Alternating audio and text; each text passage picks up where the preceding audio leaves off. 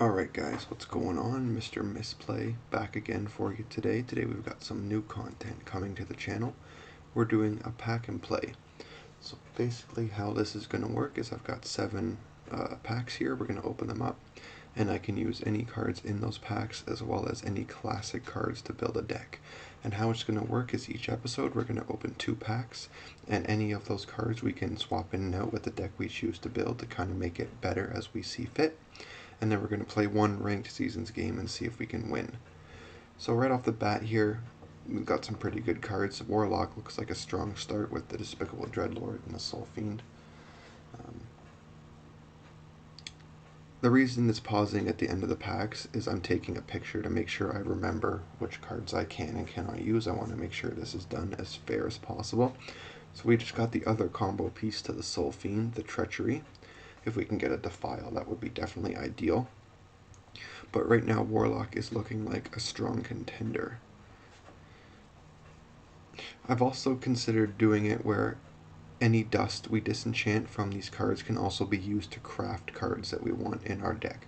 So if there's a minion or a spell that we want and we have some extra dust from any of the packs we open up at the start of the episode, we can disenchant those and that will count towards the dust we can use to create those cards. So 3 packs left. Hopefully I can get a powerful legendary here. That would certainly make a big improvement to my deck.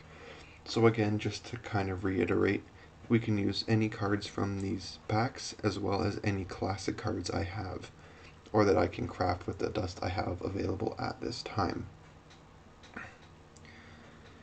So second to last pack here, not too much to talk about. Nothing really bumps up any of our decks. I still think it's going to be Warlock. Yeah, so we're on the last one now. Again, not really much of anything exciting to comment on, so I think now we're going to go to our collection and kind of see what cards we have available and what would be best fit in a deck. I think at the start of each episode when we open the packs as well, we're going to open different sets so we keep getting different cards as long as they're in the standard rotation. So I am going to go with the Warlock as I feel like it had the most helpful cards that were given in the packs, Despicable Dreadlord, Treachery, Soul Fiend, things like that. So now we're just on to the construction of the deck here. So the strategy going in is just kind of use the most powerful cards that I was given and that the classic set offers. There's a lot of aggro decks in the meta right now, so I want to make sure I'm able to keep up in case I run into an aggro deck, you know, like a Hunter or an aggro Druid or something along those lines. So this is just a construction of the deck, going through and picking out which cards I think would be good fits. At this point I didn't decide to put in Sense Demons because I wasn't sure if I was going to craft more demons, so to only put it in for 6 creatures, or 7 creatures rather, didn't really seem worth it to me at the time. I'm just kind of going through and picking out the most powerful cards that I think fit in a Warlock style build, so things that'll let me cycle through my deck as fast as possible. You know, Loot Hoarder, Earthring Farseer is pretty much a must include in most Warlock decks that I know of. Defender of Argus is good because I plan on putting in Twilight Drake, so if I need to kind of slow down the opponent for a turn or two, I'm able to put up a somewhat large taunt because I'll always have a large number of cards in my hand. So again, this is just kind of going through and picking out what sort of cards I feel would be best fit or are the best available. Hopefully the idea of this content is as we get deeper and deeper into the episodes that the cards in theory will get better and the deck will get better, and hopefully I'll be able to put together a win streak of games and maybe move up in the rankings to get a better chest. So the deck's coming along now. We're just kind of trying to fill out the last 10 slots it looks like here. Just going through and picking out the highest quality creatures that I think are available based on the constraints I've set in the episode for us to kind of abide by. So that's just kind of the strategy we have going in. I decided to include the Spellbreaker, and later on I'll throw in an Iron Beak Owl just because in case I run into something along the lines of like a Bone Mare or any kind of creatures that give buffs or anything along those lines.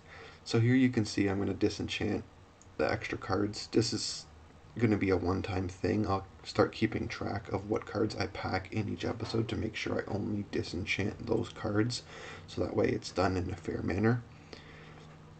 So again, we're just going to go through and we're going to craft, in my opinion, the best Warlock cards that we have available with the dust we have.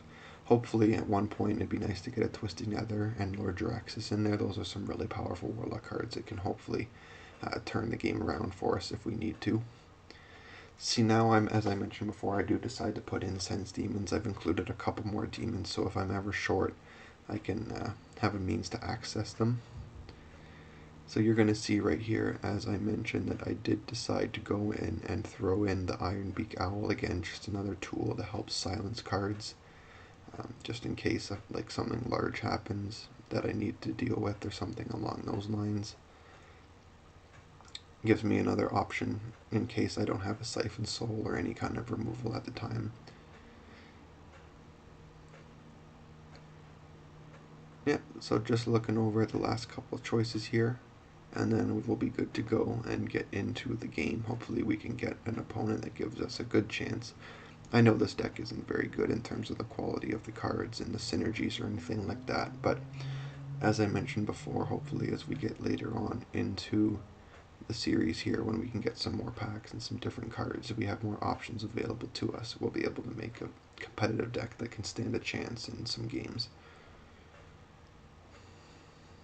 Also later on, I'm also open to maybe even creating a new deck if we get some cards that better fit with a different hero, you know, Mage or Druid or whatever it may be. So here we go, we're going to go into our Ranked Seasons game with our fresh built Warlock deck, and hopefully we can get a matchup that favors us. If anyone has any rules or suggestions they think that might make the series more enjoyable to watch, please definitely leave a comment down below. I love reading the comments. One gentleman left a comment yesterday about some audio tips and things I could do to improve my video, so shout out to you. You know who you are.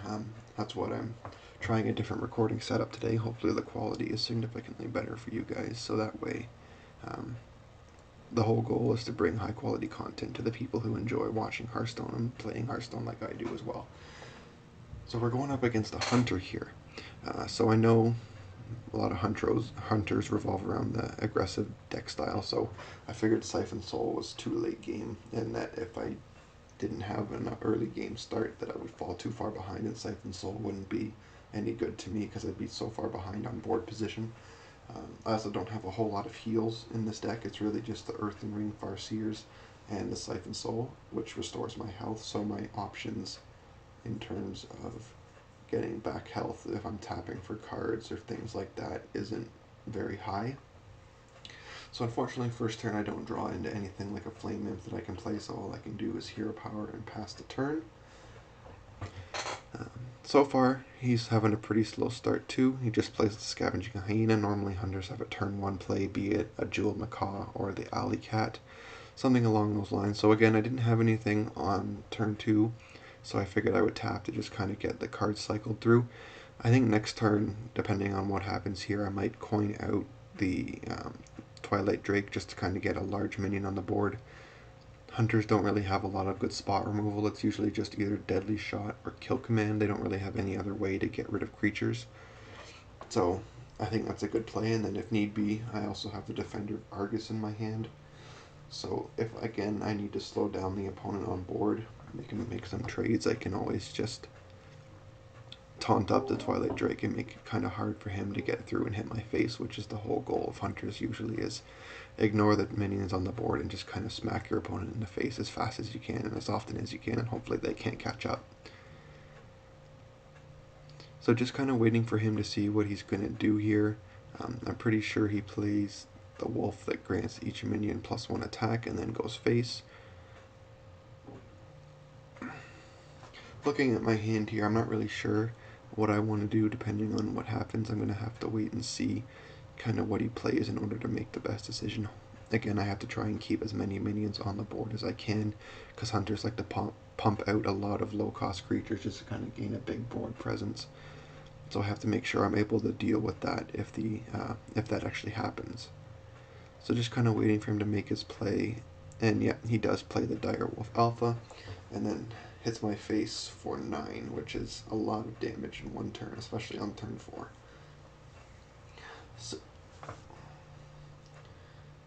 So as I previously mentioned, the play here is definitely going to be to taunt up the Twilight Drake. Looking back at this video as I'm not doing a live commentary, I'm not sure if that was right to hit him in the face, because I did just buff the Scavenging Hyena, which gives him an easier trade, but unfortunately what's done is done and I can't change anything about it now. But looking back, I think that might have been the wrong play. I should have just gone face and make him make all the trades. So here he decides to Animal Companion and gets some RNG, and then he gets Leok. So now the trade is set in stone, especially after he puts in the Crackling Razor Maw. It just becomes a straight up clear. So right here at this point in the game, I'm pretty far behind on board and I need to kind of do something to get back in it. So I decide to Doom Guard, and then I'm going to trade it into the Scavenging Hyena. In terms of cards I'd like to keep, it'd be ideal to keep Alexstrasza and Siphon Soul, but unfortunately I don't get lucky. I lose Alexstrasza, and then seeing as the Defender of Argus can't kill the Leok, I just decide it's better off to go face, because there's no reason to trade into it. So at this stage in the game, things are not looking very good. I don't really have any card draw aside from Sense Demons in my hand, and I'm getting kind of low on health because hunters can deal a lot of damage in a very short period of time. So he decides to play a Hunter Classic in the Savannah High main, and my only real option at this point is to kind of Siphon Soul it to keep the big minion off the board and keep myself alive for a few more turns to see if I can draw into something that maybe can help change the game. So again, the reason I traded in the Argus there is just to kind of decrease the number of minions that he can attack with next turn. So right now he has 5 on board, 7 with the hero power. Not sure what hunters play on 7. Probably just maybe a Hound Mount. No, he goes with the buffed up Bear Shark from the card he played earlier that gave a random minion +2/+2. So things are not looking good. I don't really have a way to deal with any of those creatures. This is where if I had a Twisting Nether, it would definitely come in handy. But unfortunately, I didn't have enough dust to craft that. So at a later date, if I decide to stick with the Warlock deck, it will definitely be a must include. Here I'm just going for the MC tech, hoping I can get something that will help me kind of reduce the damage, and unfortunately I don't get it.